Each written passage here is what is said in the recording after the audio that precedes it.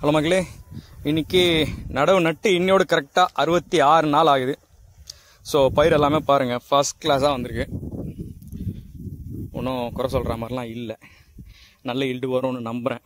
And பூ எல்லாமே மருந்து அடிச்சிருந்தோம், பொட்டாசியம் நைட்ரேட்டு அடிச்சிருந்தேன், பூச்சி மருந்து ஒன்று கொடுத்துருந்தேன். எல்லாத்துலேயுமே பூ வர ஆரம்பிச்சிச்சு, பூ வெளியில் வந்துருச்சு. இந்த டைமில் இப்போ பார்த்தீங்கன்னா தெரியும், அங்கங்கே பூ வந்திருக்கு, அங்கங்கே பூ வரல.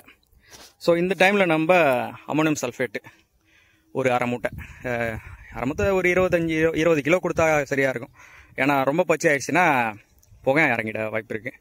ஸோ அதுதான் பண்ணணும். அதை கொடுத்துட்டோன்னா பயிர் ஜம்முன்னு ஆகிடும். அவ்வளோதான், லாஸ்ட்டு டச்சப்பு. அதுக்கு மேலே நமக்கு வேலை எதுவும் கிடையாது. ஸோ பயிர் எப்படி இருக்குன்னு நீங்களே கமெண்ட்டில் சொல்லுங்கள். டே 1ன்னு சொல்லிட்டு நடுவு நட்ட பயிர் பார்த்துருப்பீங்க. ஸோ இந்த பயிர் பாருங்கள், இன்றைக்கி 65வது நாள். உழைப்பு வீண் போகவில்லை மாறா அப்படின்ற மாதிரி பக்காவாக வந்திருக்கு. ஸோ இதுதான் என்னென்ன பண்ணியிருக்கேன்றது உங்களுக்கு வீடியோ பார்த்தீங்கன்னா தெரியும். 30 மூட்டை 75 கிலோ பை அது எடுக்கணும். அது எடுக்கிறதுக்கு தான் இவ்வளோ போராட்டமும். ஆனால் நிறைய நுணுக்கமாக சின்ன சின்ன விஷயம்லாம் மாற்றி செய்கிறதுனால லாபம் நம்ம அதிகப்படுத்துகிறோம். வேலைங்களை நிறைய நம்மளே செய்கிறதுனால லாபம் அதிகப்படுத்துகிறோம். விவசாயத்தை பொறுத்த வரைக்கும் மருந்து கம்மி பண்ணிவிட்டு உழைப்பு ஆளுங்களை போட்டு வேலை செய்கிறதுக்கு பதில் நம்மளே கொஞ்சம் இறங்கி வேலை செஞ்சோம்னா நல்லா இதுவாகும்.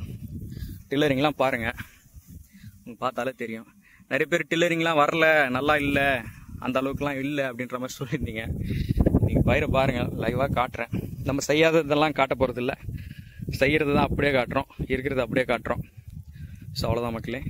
இதோடு அமோனியம் சல்ஃபேட்டு கொடுத்துட்டு ஒரு 10 நாள் கழிச்சு 75 நாள் பயிர் எப்படி இருக்குன்ற அப்டேட் கொடுக்குறேன். நன்றி.